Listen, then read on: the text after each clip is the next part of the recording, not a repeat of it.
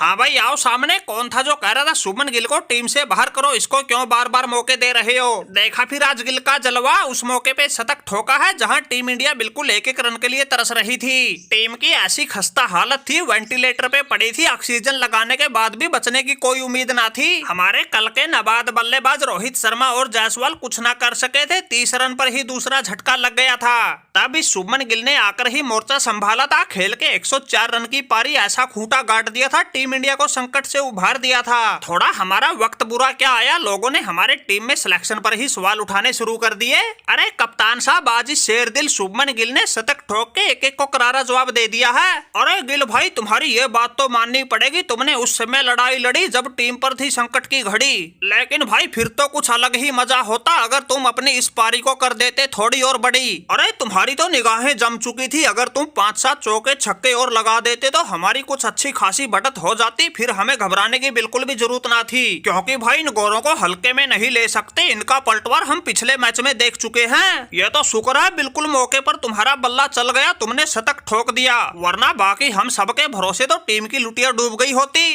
अरे कप्तान साहब, टीम की तो लुटिया डूबनी ही थी, कोई अपना स्वाभाविक खेल तो ना खेल रहा। हमारे सभी तगड़े से तगड़े बल्लेबाज भी पूरे दबाव में खेल रहे हैं और इस टुक टुक के चक्कर में अपने विकेट गंवा रहे हैं। ये तो मैं थोड़ा तेज तर्रार खेला तो मेरा शतक लग गया, वरना टुक टुक के चक्कर में मेरी भी ऐसे ही लंका लगनी थी। अब तो सारा दारोमदार अपने बुमराह भाई पर है। अगर ये पहली पारी की तरह इन गोरों को सस्ते में निपटा दे तो हम सीरीज में एक एक से बराबरी कर लेंगे। अरे गिल भाई, लगा लिया हिसाब किताब, इस बुमराह को ही फिर मोर्चा संभालना पड़ेगा, वरना तुम्हें छोड़ के बाकी बल्लेबाजों के भरोसे तो हमने जीत लिया मैच। माना कि पहली पारी में जायसवाल ने दोहरा शतक ठोका था, लेकिन दूसरी पारी में वो भी कुछ न कर पाया। और कप्तान साहब के तो कहने ही क्या, ये तो दूसरा केएस भरत हो गया, ना उसका बल्ला चल रहा है ना इससे कुछ बन रहा है। फिर अय्यर भाई साहब का तो कहना ही क्या, उसकी तो 20-30 रन पर ही टाइम टाइम फिस हो जाती है। ये तो शुक्र है गिल के साथ अक्षर पटेल भी 45 रन बना गया, फिर लास्ट में आके वो अपना अश्विन अन्ना भी अच्छा खेल दिखा गया, 29 रन बना गया, टीम की कुल बढ़त को 398 तक पहुंचा गया। लेकिन फिर भी रोहित भाई, घबराने की जरूरत ना है, ये बुमराह सब कुछ संभाल लेगा। अरे बुमराह भाई, तुम गेंदबाजों ने संभाल लिया तो ठीक है, वरना तुम्हारे बल्लेबाजों ने दूसरी पारी में सिर्फ 255 रन पर ही सिमट कर मैच को बिल्कुल तौल दिया है। अगर इस स्कोर में 40-50 रन और जुड़ जाते फिर तो तुम लोग बिल्कुल एक तरफा ही जीत जाते।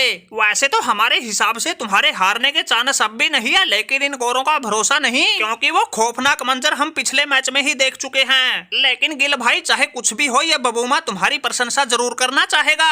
अरे जिस पिच पर तुम्हारे बल्लेबाजों का टिक पाना ही मुश्किल हो रखा था, तुमने वहाँ शतक ठोका है। अगर इन 255 में से तुम्हारी पारी को निकाल दिया जाए तो बाकी सबसे सिर्फ 150 रन ही बने हैं। ये तो शुक्र है भाई, पहली पारी में वो जायसवाल मोर्चा संभाल गया, दूसरी पारी में तुम खूंटा गाड़ गए, वरना इस सीरीज में तुम लोगों को 2-0 से पीछे होने से कोई नहीं रोक सकता था। अब तो क्या पता तुम लोग इस मैच को जीत के सीरीज को 1-1 से बराबर कर ही लो। अरे बबूमा भाई, हौसला रखो, जायसवाल ने दोहरा शतक ठोका है, गिल ने सैकड़ा जमाया है, हमारी मेहनत जरूर रंग लाएगी। हमारी टीम जीत के ये मैच सीरीज को 1-1 से बराबर करवाएगी।